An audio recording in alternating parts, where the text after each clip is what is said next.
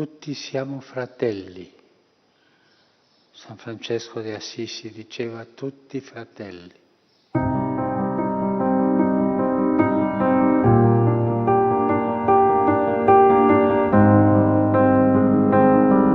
Pope Francis, born Jorge Mario Bergoglio on December 17, 1936 in Buenos Aires, Argentina, has become one of the most transformative and beloved figures in the modern Catholic Church. His journey from a humble background to the papacy is a story of faith, compassion, and dedication to service. Jorge Mario Bergoglio was born to Italian immigrant parents, Mario and Regina, who had moved to Argentina from Italy in the 1920s. The young Jorge grew up in a working-class family, and though he initially considered a career in medicine, his life took a different path when he felt a calling to the priesthood. At the age of 21, he entered the Society of Jesus, the Jesuit order, a decision that would shape his entire future. Bergoglio's early years as a seminarian were marked by his intense spiritual formation. He completed his studies in philosophy and theology and was ordained a priest on December 13, 1969. During this period, he gained a reputation for his intellectual rigor, but also for his deep commitment to the poor and marginalized, an ethos that would become a hallmark of his later papacy. Before entering the seminary, young Jorge Mario Bergoglio worked as a nightclub bouncer at clubs in Buenos Aires, Argentina. This unexpected job gave him first-hand experience with people from all walks of life and sharpened his people skills. It's no wonder he's known for his approachable, down-to-earth personality and deep empathy. His unique past helped him connect with others in a genuine way, reminding us that even the Pope once had a job outside the church's grand walls.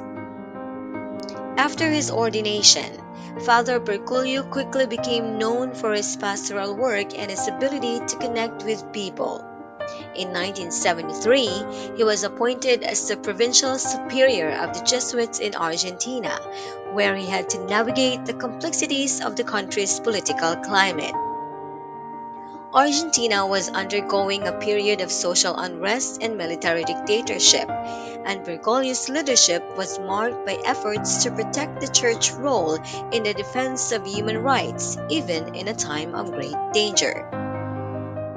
His reputation as a thoughtful, pragmatic leader earned him respect, and in 1992, he was named the Archbishop of Buenos Aires. As Archbishop, Bergoglio continued to focus on social justice, combating poverty, and promoting interfaith dialogue. His approach was deeply pastoral, emphasizing humility, simplicity, and unwavering commitment to serving the needs of the poor.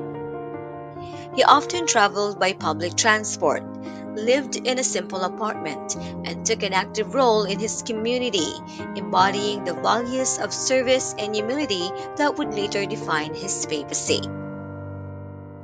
On March 13, 2013, the Catholic Church was rocked by the unexpected resignation of Pope Benedict XVI.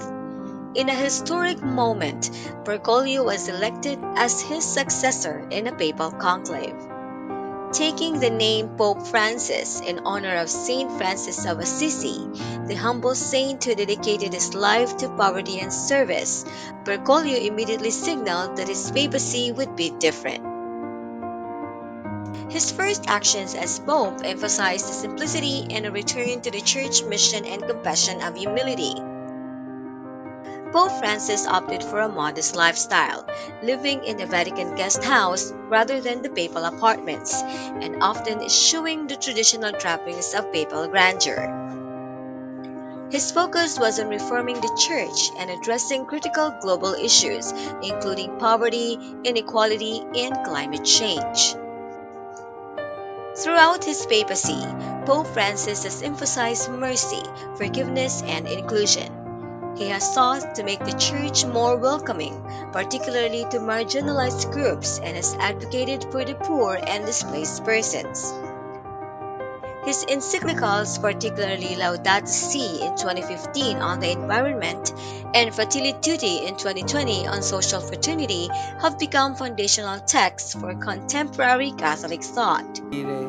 Il giardino in cui lo ha posto.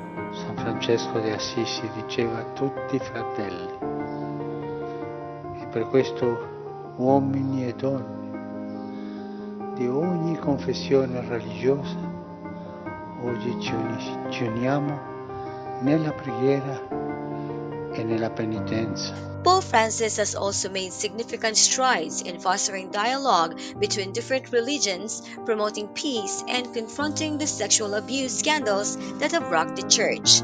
His calls for humility, transparency, and accountability have reshaped the Church approach to these crises.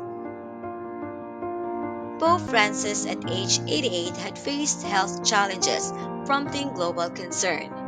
In recent years, he has experienced recurring issues, including knee pain that has limited his mobility and required the use of a wheelchair.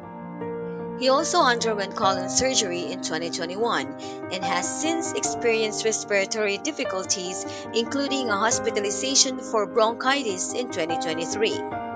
Despite these conditions, the Vatican reports that the Pope remains mentally sharp and committed to his duties. He continues to attend audiences and engage in key church matters, albeit with a reduced travel schedule. Vatican officials emphasize that he is receiving regular care and remains stable.